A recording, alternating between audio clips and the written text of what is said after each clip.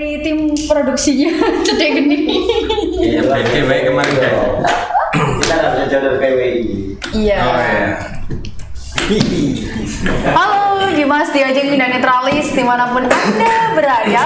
Jumpa lagi bersama kami di podcast Cedek Geni di edisi yang ke-80.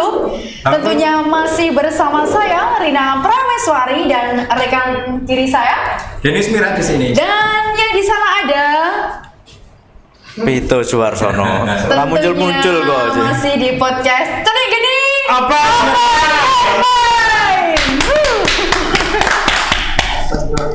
Nah, Sudah Dimas ke 80 kita ya. gimana? Ya. 80 kita. Iya, 80. Spesial juga ini. Spesial. Kalau plus gandring ya lah banyak lagi. Iya, kalau plus bukan. Pecah telur ini 80. Pecah telur. Iya. Nah, Dimas Diajeng dan Netralis di edisi yang ke-80 ini tentu kami menghadirkan narasumber yang sangat fenomenal yang namanya sudah tidak asing lagi di kancah dunia entertain atau media. Siapakah beliau? Beliau adalah Mas Suwandi selaku ketua PWI Tuben. Waduh. Masih panas kita bawa ke sini. Masih panas, baru dilantik kemarin. Belum dilantik belum. Oh, berarti baru Nunggu saya. Baru terpilih Ya, berarti. nunggu saya tanda tangan baru dilantik. Oke. Lu bukan harus tanda tangan di situ. Iya. Oh iya. Belum cair kok. Berarti nunggu hujan gimana cairnya ini. Oke, kita sapa dulu ya Dimas Diajeng. Halo, selamat malam Mas Wandi. Malam, siap. Bagaimana kabarnya Mas? Alhamdulillah, semangat. Semangat. Perjuangan berapa bulan ini? Iya. Sampai berada di titik Kalau ini. perjuangan ya sejak lama. Oh, jalan. Sejak lama sudah berjuang di PWI. Oh. Oke. Oke. Sebelumnya ini selamat datang di Cedek Geni ya Mas. Siap. Oke. Sebelum kita ngobrol lebih lanjut lagi, ada sesi yang harus dilalui nih Mas. Oke. Oke. Ya. Udah tahu belum? Sudah. Belum. Berarti masih surprise ya? Ya. Oke. Gak ada Nah, bocoran. sebelum kita ngobrol lebih lanjut lagi ya Mas, ada sesi yang harus dilalui. Namanya adalah sesi pantik api. Saya yang ngasih. Nah, yang akan dibawakan oleh Kang Mas Denny. Apa itu? Ini pokoknya jenengan harus memilih satu kata dan dijawab dengan cepat ya. Oke. Siap ya. Dedek. Emang suka cerita kayak ngono. Lanjut. Siap. Baik. Ukuran atau jangkauan? Ukuran. Semantik atau semiotik? Semiotik. Fakta atau kebenaran? Fakta. Teks atau konteks? Konteks. Makna atau arti? Arti. Kesan atau makna? Makna. Puji atau uji? Uji. Ruang atau waktu? Waktu. Hitam atau putih? Pasti putih dong. Oh, sudah selesai. Kau milihnya putih ya? Iya. Padahal yang ditulis itu hitam loh. Jadi kalau putih itu kan perlu makna sebenarnya. Jadi perjuangan dari awal itu harus kosong dulu, baru diisi dan diisi terus. Dan tintanya hitam. Akhirnya muncullah tinta hitam itu. Oh, Oke. Tulisan tinta hitam di atas Kertas putih. Waduh, ini mahal. Akhirnya muncul sebuah karya. akhirnya muncul sebuah karya. Iya, Wartawan. wartawan. Nah, wartawan. Melihat wartawan sendiri seperti apa, Kang Mas? Iya. Buruk. Sing lawas apa sih? Sing lawas. Nanti dulu. Ada Wartawan sesinya. itu piye to? Wartawan itu seperti apa sih Mas? Menurut Mas Jadi Wandi. kalau wartawan itu kan kita harus belajar ya, belajar sambil berjuang seperti itu. Karena banyak sekali tugas wartawan itu yang sifatnya seharusnya membantu masyarakat umum. Semisal kita mengkritisi sebuah kebijakan, terus hal-hal yang kurang tepat kita kritisi, terus kita juga menyampaikan sebuah informatif, edukatif, dan hal-hal yang inspiratif kepada publik, itu adalah bagian dari tugas wartawan seperti itu. Oke. Jadi kita ini adalah penyalur informasi wartawan itu sebenarnya. Oke. Seperti itu. Bukan hoax ya tapi ya. Bukan hoax, Sesuai fakta dong. sesuai fakta. Siap. Sesuai dengan teks atau konteksnya tadi ya. Yes. Dan memilih yang putih. Oke. Oke. Nah, kalau melihat wartawan sendiri di Tuban seperti apa? Kalau wartawan Tuban sendiri, alhamdulillah dinamis ya, terutama di BWI sangat dinamis, sangat. Saya kira sejak saya 2011 mulai gabung di dunia wartawan hingga akhirnya 2013 terjun benar-benar wartawan ya di harian ya. Jadi tiap hari harus kirim berita.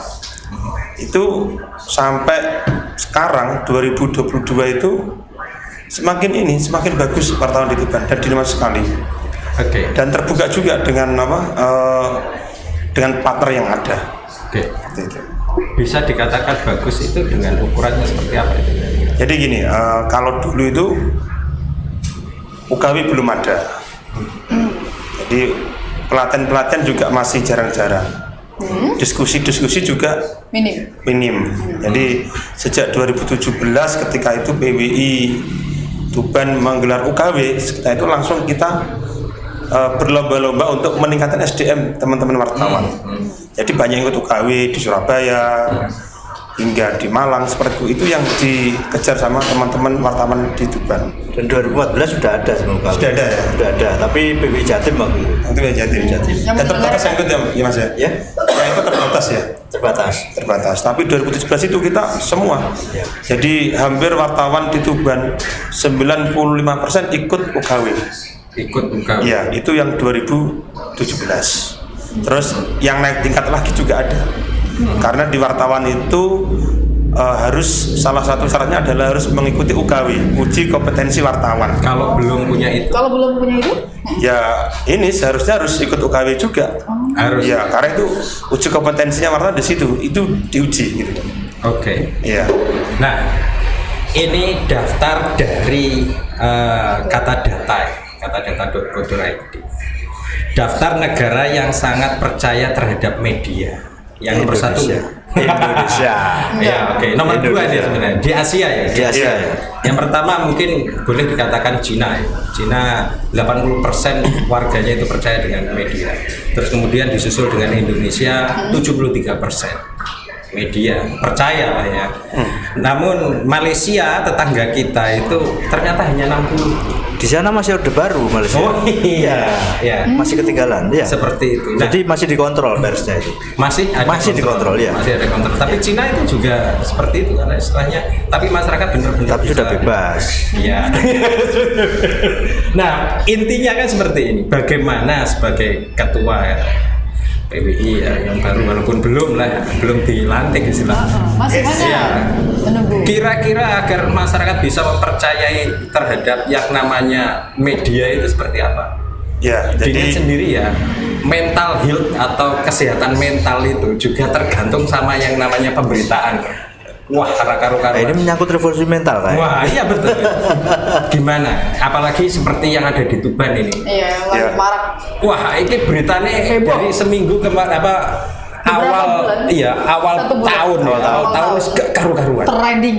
Besono demo Viral. si Jineono mbok kasus apa iki jenis sing anyar iki? Investasi. Investasi bodong. Ora karo-karuan. Nah, iki bagaimana agar media itu juga bisa mengkonstruk itu. Informasinya bisa terkonstruk seperti apa ini? ya. Jadi di media sendiri atau wartawan sendiri sudah semestinya ketika menyampaikan sebuah informasi kepada publik itu adalah satu harus sesuai fakta dan disertai data ya seperti itu. Jadi kita menghindari hoax itu aja ya. Jadi yang paling penting adalah menyampaikan fakta di lapangan. Apalagi ketika semisal aja di nasional kayak investasi bodong itu kan emang nasional ya. Iya. Jadi terus di Tuban ternyata juga ada seperti itu. Ya kita sebagai wartawan juga harus menyampaikan ini loh seperti ini. Ini loh. Jadi tapi di sela-sela itu kita sebagai wartawan juga harus memberi edukasi, menyampaikan pada masyarakat bahwa narasumber semisal dari pihak yang terkait itu menyampaikan masyarakat diimbau harus hati-hati juga. Nah, imbauan-imbauan itu seharusnya harus juga kita ini kan harus kita sampaikan juga pada publik seperti itu. Terus yang selanjutnya wartawan harus memberikan informasi yang berimbang juga. Artinya dari berbagai pihak harus kita libatkan. Berbagai pihak ini adalah yang berkompeten di situ. Jadi biar masyarakat percaya pada media, artinya media yang sehari-hari kita lakukan ya, kayak media mainstream atau yang di tempat sendiri, ya kita harus memberikan data yang ada sesuai fakta dan berimbang pastinya itu. Berimbang itu seperti apa ini? Jadi antara yang terlibat di situ harus kita tampung semuanya. Cover both set. Ya, cover both set itu ya, kita tulis semuanya, kita sampaikan semua. Ada kata seorang Maya Angelou. Nah, Maya Angelou ini seorang yang Antar jemput. bukan sih. Bukan itu ya? Bukan Michael Angelo. bukan. Itu mengatakan bahwa ada dunia perbedaan antara kebenaran dan fakta. Dan fakta itu seringkali mengaburkan yang namanya kebenaran. Nah, itu bagaimana? Hati-hati ini wartawan. Sebenarnya nggak kabur, cuman fakta itu muncul duluan, Fakta itu muncul. kebenaran tuh belakangan. Oh, belakangan. Kalau kebenaran di depan nggak kabur. Oke. Oh gitu ya. Iya. Sing jawab ini jadi sing Ini juga diwakili. Ini kenapa ya? Apa ganti kan hostnya? Oke. Nah, terkait dengan kebenaran terhadap fakta dan itu kan tadi ada seorang wartawan harus ikut UKW ini. Iya. Nek umpamane ra melok kuwi apa bisa disebut orang wartawan ngono kok piye? Jadi memang banyak sekali orang-orang yang terkadang itu mengaku wartawan dengan sebuah ID card. Hanya ID card seperti itu. Makanya karena harus demokrasi ini kan semakin membuka ya, berpendapat kan seperti itu. Jadi muncullah wartawan yang mengaku wartawan banyak seperti itu. Terus juga hanya berbekal kartu itu aja. Maka dari itu PWI sendiri, PWI pusat maupun Jawa Timur selalu memberikan tekanan kepada anggota yang ada di kabupaten atau cabang kabupaten atau kota itu agar wartawan yang ada di PWI harus ini sering-sering menggelar diskusi FGD itu ya, atau pelatihan, dan yang pasti itu adalah harus ber-UKW, harus mengikuti UKW, itu penting karena itu bagian dari syarat menjadi wartawan. Iya gitu. Dimas, ada pertanyaan buat ketua? Mungkin Pak Bibit ada pertanyaan. Kalau saya yang tanya, saya jawab sendiri. Jeruk makan jeruk. Sudah dunianya. Mungkin berarti gini. Ini kalau pas masanya Mas Wandi ya, kita boleh lah sharing-sharing dengan Bapak Ketua PWI yang lain. Oh boleh, boleh, bebas podcast loh. Nanti gorengan nih. Ini kalau PWI sekarang nih mungkin Mas Wandi belum seberapa berkancah, maksudnya belum seberapa memimpin ya. Saya ingin tanya ke Pak Pito ini. Nah, dulu Pak, pas waktu menjadi ketua PWI, mungkin ada program-program yang sudah terlaksana atau program-program apa Pak yang sudah dilaksanakan? Kalau saya programnya sikat-sikat. Apa Pak itu? Ya sikat-sikat tadi yang wartawan ngaku wartawan tadi. Itu pernah kita kejadian tuh. Biasanya begini. Kalau di Amerika itu misalkan wartawan itu sudah pernah nyemplung di hotel Prodeo gitu ya. Dia lulus sudah tidak boleh jadi wartawan lagi. Oh gitu. Itu Amerika. Kode etik. Kode etik. Kalau di kita ini masih belum bisa kayak gitu. Artinya begini.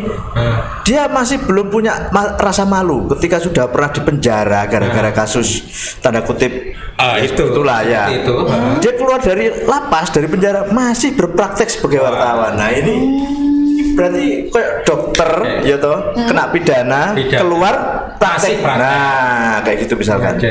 Ini yang miris di kita sebenarnya. Kita dulu pernah di 2016 nangkep tuh artinya orang-orang yang ngaku wartawan kayak gitu, dia berurusan dengan apa namanya ya narasumber lah, narasumber sedikit apa ya namanya ya kalau bahasa kasarnya diperas gitu loh. Nah kita nangkep, kita laporkan ke Reskrim Polres waktu itu, kita kerjasama dengan Polres bahwa nanti kalau si korban ini ketemu dengan si pelaku ini kita kuntit. Kita mengelilingi si korban dan pelaku tadi. Dia kan tidak kenal, kenal kita dia tidak kenal kita karena dia dari luar daerah. Kita sama reskrim datang ke situ di salah satu warung itu. Baru setelah uang dikasihkan, gerbek. Itu. Kalau saya sikat-sikat. Ya. Kalau ini gimana? Wani apa lagi kira-kira sikat-sikat? Berani. Harus berani. Nah di Tuban itu kan kayak gitu. Di Tuban bagian selatan terutama itu masih banyak berkeliaran. Ya, seperti itu. Iya, tanda kutip orang-orang yang ngaku wartawan itu banyak sekali. Ini yang belum tersentuh. Netralis selatan ya. Selatan. Tuban bagian selatan. Tugasnya berat ini selatan ini. Nyisir selatan ini. Perbukitan soalnya. Nyisir Nggak semua lagi ini. kabupaten. Nyisir semua. Wah. Aduh. Sekap Tuban. Itu enggak nyisir kutho Balang. Berat ini. Tendensius ini. Iya.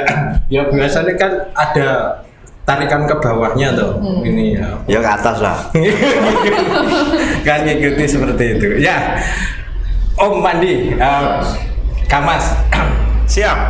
Ada berapa anggota jenengan sudah kalau di PWI? Ada sekitar 25.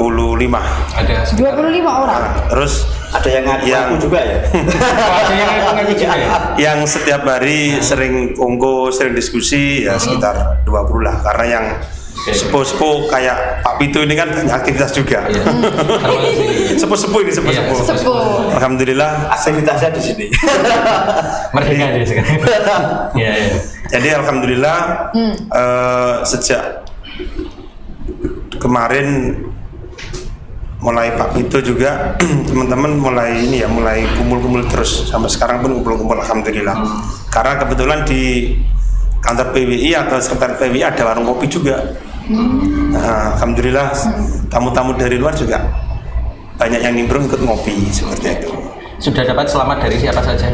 Wah ini Dari Netra Channel. ya jadi kalau dapat selamat banyak sebenarnya, tapi yang pertama kali adalah Netra Channel itu, jadi sampai viral kemana-mana. Waduh. Pertama, terus yang kedua dari teman-teman Kemen Internet. Iya, Kemen. Oh, Kemen. Itu juga paling banyak. Teman-teman teman-teman saya SMP itu juga ada yang mengucapkan zaman. Dan yang di-share adalah Netra Channel malah. Oke. Ada kemarin kan kelihatannya ada yang bilang iya sama-sama gitu. Cuman fotonya menceng kan. Iya. Saya ngedit gitu. Nah, jenengan ini kan matematika.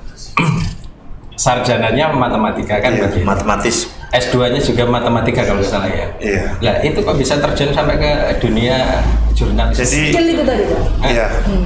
Skill. Sebelum saya jawab ya. Iya. Tadi yang mengucapkan selamat mulai dari Pak Wabu, Pak Sekda, Pak seterusnya. Pak Sekda. Wah, nggak mau ketinggalan ini. Pak Abum yang mana ini? Pak Abum yang mana? Pak Wabu Riyadi dong. Ini karena saya tag tadi itu. Saya tag di Facebooknya. Itu awal. Oh itu apa?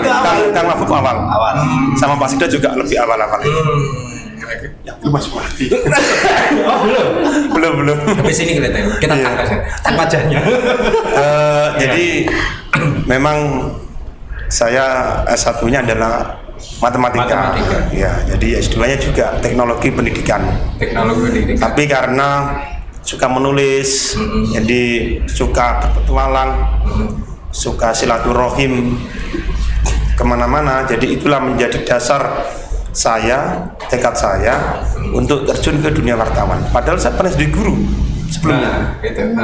Jadi guru sekitar 5 tahun. Padahal udah lama ya. Iya, makanya itu. Makanya heran saya juga. Iya. Bisa masuk. Asiknya apa gitu pada waktu itu? Melihatnya seperti apa? Jadi yang pasti itu adalah kita bisa kemana-mana itu. Jadi seorang wartawan itu bisa, bayangan saya juga bisa kemana-mana saat itu kan. Kita bisa mengakses mulai dari tokoh-tokoh orang yang besar sampai orang yang terkecil. Nah disitulah kita ada tantangan. Saya ada tantangan ke situ. Artinya bahwa setiap kali tindakan masuk ke lapangan itu selalu ada tendensi politik. Kalau tendensi politik ya setengah-setengah lah. Setengah-setengah. Artinya terkadang saya juga lillahi ta'ala di lapangan itu. Jadi tidak serta-merta ya udah ini saya kerja, kadang saya juga membantu orang yang butuh gitu. Yang perlu diprofil dan nantinya biar pemerintah memperhatikan dia gitu. Ya, itu politik media kalau itu. Iya, politik media.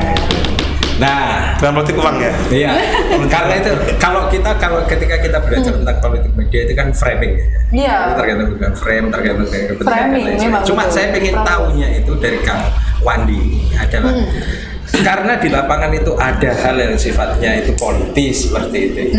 Ketika menulis berita dan lain sebagainya pasti akan ada yang namanya tekanan. Nah, gimana? Iya. Caranya agar nggak ada Ini kita ini tukang pressure kok ditekan. Ya kali Press itu kan tekan. Oh, iya, Nah, itu benar. tadi ya pressure. Iya. Kok malah ditekan? Pers. Itu Mas Pipit. Ya, Mas Wandi. Menurut Mas Wandi, cetek geni itu bagaimana? Menurut Mas Wandi. Oke. Menurut Pak Ketua. Si. Semua pertanyaannya agak sulit. Memang yang pas pokoknya sampai nih Kalau saya jawab gampang. Gimana itu Mas? tipsnya Jadi kalau tekanan sih sebenarnya ini ya. Yang pertama itu dari kantor ya pastinya ya. Jadi kita harus target dong. Semua tugas kita, khususnya berita itu harus kirim. Kalau libur kan hari Minggu ya liburnya. Hari Sabtu libur. Jadi karena koran saya kan harian, jadi tiap hari harus kirim berita itu yang pertama. Terkait soal tekanan dari narasumber atau orang yang kita tulis lingkungan terkadang itu ya, terkadang juga itu banyak pernah sampai saat itu ya ini terkait cerita ini ya. Nggak apa-apa Mas. Jadi tambang pasir saat itu. Jadi kalau wartawan masih muda-mudanya itu kan pengennya lari sana, lari sini kan gitu. Nambang. Ya. Gidik sana, gidik sini kan gitu ya. Hantam sana, hantam sini gitu.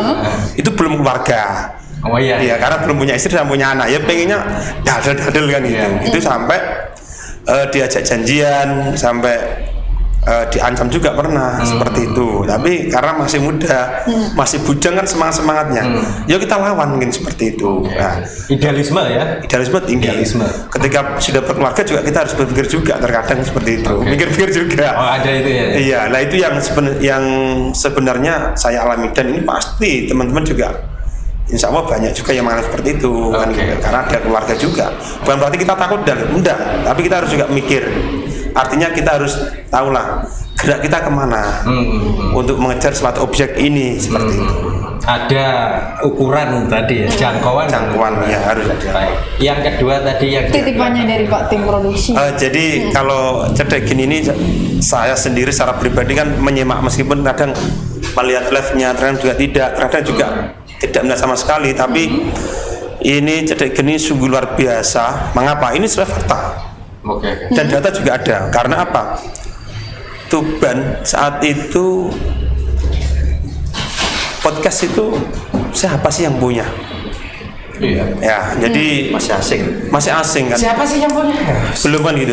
Akhirnya Orange. muncullah Cetek Geni ini. Ini sungguh luar biasa, terobosan yang sangat bagus. Ketika di luar sana podcast mulai bermunculan, tapi Tuban belum ada. Iya. Artinya Cetek Geni ini muncul itu masih tahap awal-awal. Jadi belum ramai seperti sekarang. Cetek Geni sudah muncul itu. Embrio ya. Iya, itu embrio juga. Kalau di Tuban seingat saya malah pertama kali. Setahu saya loh. Jadi mau dikoreksi ketika ada yang, tapi setahu saya Itu sudah bener. itu gini. Terkoreksi ya. Valid seperti itu ya. Jadi gini. Atau berarti ada Dan itu kalau tingkat Jawa Timur ya, karena juga sekarang itu banyak media-media yang membuat podcast. Jadi saya tahu media-media di Jawa Timur itu sekarang berlomba-lomba membuat podcast. Nah, tapi yang rutin istiqomah, kalau di Cetek Geni kan Senin sama Jumat ya, kan rutin, seingat saya rutin. Paling-paling libur kalau sakit semua mungkin. Itu seperti itu. Ini saya lihat itu aktif ya. Nah, ini saya pantau. Terkadang kan ada juga ya narasumber yang ketika narasumbernya wow itu banyak yang lihat. Ketika narasumbernya biasa ya oke lah biasa. Ternyata kok tidak kendor. Tidak kendor, tidak males. Kok lanjut terus ini. Lanjut terus. Continuous. Padahal kalau saya nguping-nguping kan bayaran nih, tapi kok terus loh. Ada sebenarnya. Nah ini sungguh luar biasa. Jadi buat saya ini podcast Cedek Geni ini adalah terobosan baru. Jadi ini juga bagian dari media sebenarnya, dari media kan menyampaikan informasi yang pasti media ini disrupsi media lah itu menyampaikan informasi yang sifatnya adalah bisa informatif ya pasti. Terkadang juga narasumber membawa edukasi juga. Terkadang juga inspiratifnya narasumber itu bisa dicontoh sama publik gitu lah. Itu sangat luar biasa. Setelah ini juga. Iya. Mudah-mudahan. Iya. Lah iya. Oke, ini ada iklan nih yang mau lewat. Oke. Baik, Dimas Diajeng dan Netralis di podcast Cedek Geni ini tentu ada sponsorship yang sangat mendukung kita. Di antaranya ada SSCI, Solaris Survey Center Indonesia, menyediakan jasa survei sosial, politik, ekonomi, dan kebudayaan. survei sosialis sebenarnya. Survei masyarakatan, bukan sosial kapitalis. Beda lagi. Dan kesehatan. Oke. Gitu, ya. Yang kedua ada Suli 5. Nah, ini menyediakan minuman Suli 5. Air minum dalam kemasan. Kalau mau sehat selalu mengkonsumsi Suli 5 produk mineral. Iya. Mineral. Produk asli Tuban ini Suli 5. Jadi untuk masyarakat Tuban khususnya harus minum Suli 5. Nah, dalam Suli 5 ini tersedia berbagai macam kemasan.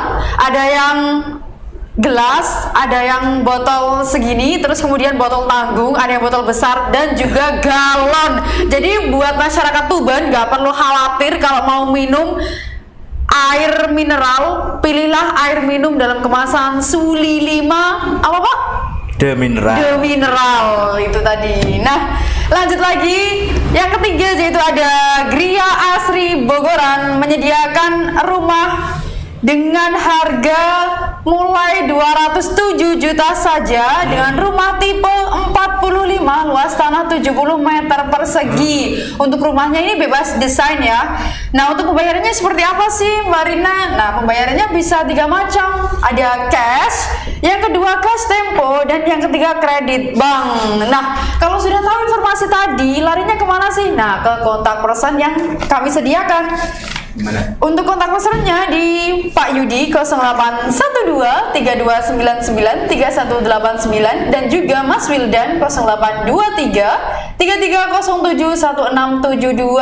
Atau Dimas Diajeng bisa langsung mengunjungi studionya podcast Cedek Geni ini di Jalan Panglima Sudirman nomor 10 Tuban. Oke, pokoknya investasilah dengan investasi yang asetnya bergerak naik.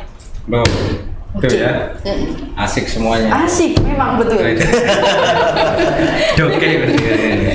ya kita kembali lagi ke narasumber kita. Ke Mas Wandi. Ya, ya. Mas Pipit ada? Aku ada. Oh ada. Okay. Saya hanya teruskan aja. Jadi gimana? Kita ini kan apa namanya? Kita lahir ini justru sudah digodok dengan matang gitu. Justru yang lahir setelah kita ini banyak yang prematur. Kalau saya gitu. Pakat ini kok dikat serius ini. Serius dikat. Kita godokannya matang loh. Godokan itu. Kamar condro di muka. Oke. Di muka bukan di belakang. Lanjut lagi kan Lanjut lagi. Oke. Silakan. Saya mau tanya begini, Mas Wandi. Iya. Nah, untuk penyajian informasi atau beritanya itu seputar apa saja sih, Mas? Kalau di Tuban, atau memang mengutip berita dari mana atau memang di Tuban sendiri itu beritanya?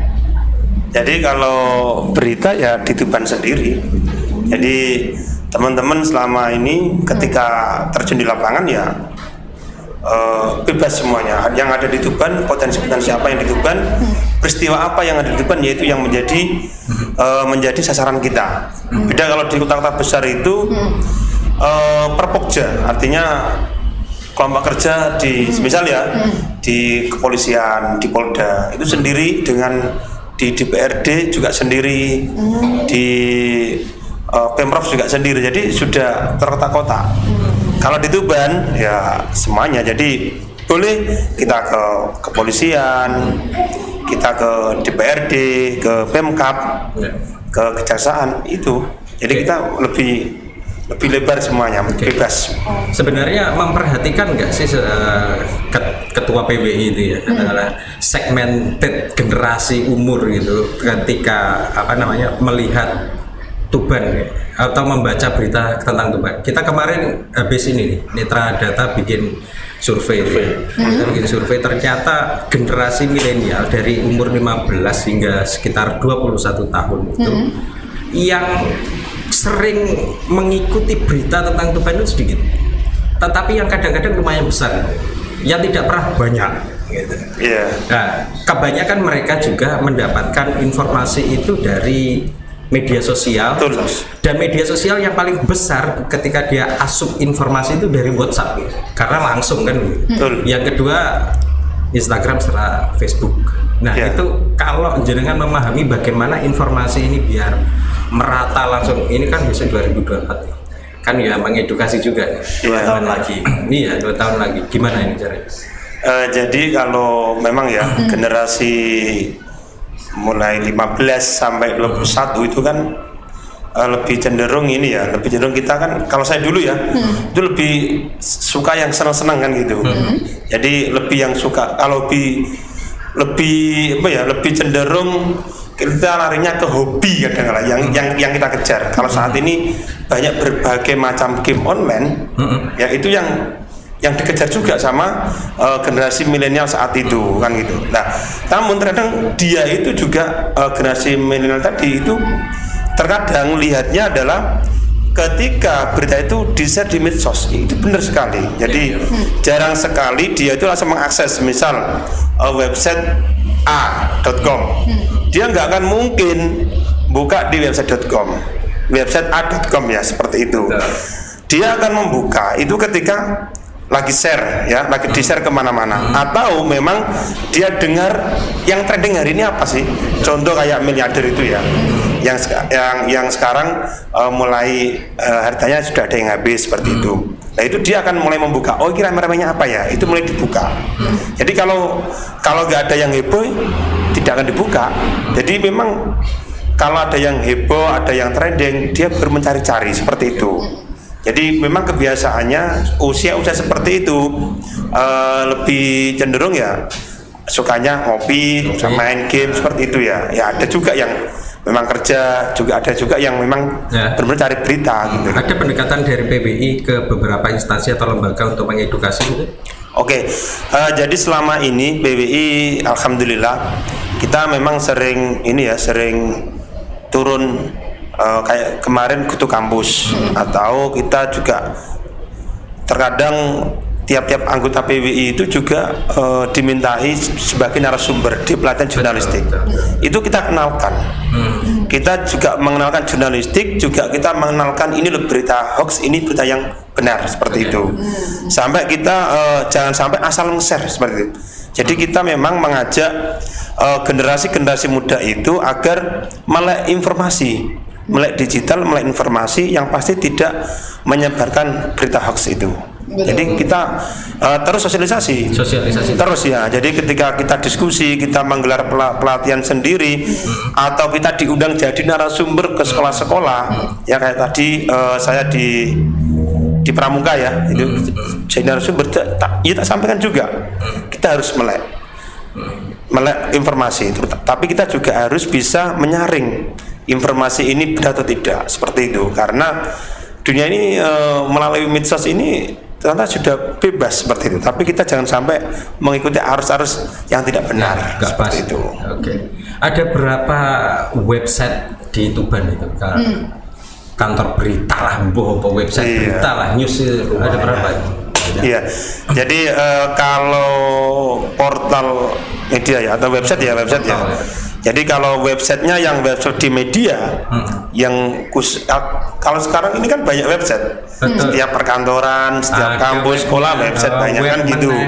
Ya, tapi kalau untuk yang konten-kontennya media, kalau di Tuban itu sebenarnya ada wartawan sendiri ya. Jadi ada megang tiga tingkatan ya. Ada di websitenya itu lingkup kabupaten, ada yang lingkup provinsi regional ya, ada yang nasional. Kalau di Tuban sendiri mungkin ya hingga belasan lah. 13. Iya, 10-an sampai 15 seperti 10 sampai 15. Iya, mulai muncul sekarang. Banyak teman-teman di Tuban sendiri, wartawan sendiri memiliki atau membangun website media-media lokal, media online lokal seperti itu. Baru kemarin suksesi, kira-kira pengen PWI ke depan seperti apa? Jadi PWI memang saya tekankan dan saya diri sendiri dan teman-teman juga. Yang pertama adalah ini peningkatan SDM, kualitas SDM pasti ya. Jadi saya pengen yang belum ber-UKW itu kami dorong untuk ikut UKW. Yang pasti itu ya. Jadi terus guyub rukun kita melangkah lebih maju seperti itu. Jadi PWI ini harus lari kalau ketua saya yang dulu menyampaikan seperti itu. Kalau pesan terjadi, ini ya, pesan ya. Kalau terjadi misal ada dinamika yang itu, ketika ada hal tertentu itu sebuah dinamika organisasi dan insya Allah juga sehat. Insya Allah sehat. Amin, seperti amin, itu ya. Amin. Jadi SDM yang pasti ya, menata organisasi itu pasti menjadi prioritas kami. Untuk program kerja kami serahkan, saya sama anggota-anggota teman-teman semuanya saya serahkan, monggo ayo PWI kita ajukan seperti itu. Siap. Mantap. Oke. Oh ya, closing statement, pesan dan untuk Dimas Diajeng dan Netralis yang ada di rumah, kira-kira pesan dari saya sebagai ketua PWI yang baru saja terpilih ya. Jadi tetap kita harus belajar, berjuang. Kita generasi muda maupun siapapun generasi dewasa mulai tua pun harus melek informasi. Jangan sampai kita terprovokasi adanya berita-berita hoax seperti itu ya. Jadi alangkah baiknya kita harus tabayun ketika ada informasi seperti ini, oke, kita terima, tapi harus kita cek dulu apakah ini benar atau tidak. Bila perlu tanyakan pada wartawan yang ada di Tuban, ini benar enggak seperti ini. Seperti itu ya. Jadi kita harus mulai informasi, namun kita juga jangan sampai terbawa arus informasi yang tidak jelas. Oke, terima kasih. Siap. Mantap sekali ya. Lembut tapi asli nembak. Iya, nembak banget. Ya, lembut tapi sebenarnya nembak itu. Ya. Harus jelas. Yang di lapangan kena sebenarnya. Iya. Lapangan tembak. Ditembaki sebenarnya. Labak ini. Iya, bom curah. Ya, closing. Oke. Tidak terasa 30 menit sudah kita menemani Dimas Diajeng dan Netralis di sana. Kami mohon pamit undur diri. Saya Rina Prameswari dan juga ada Denis Merah di sini. Dan di sana ada Itu Suwarsono serta narasumber kita. Suwandi. Saksikan terus podcast Cedik Geni setiap hari Senin dan Jumat live di Facebook pukul 8 malam. Ya. Saya pamit undur diri Bersama dengan saya semuanya.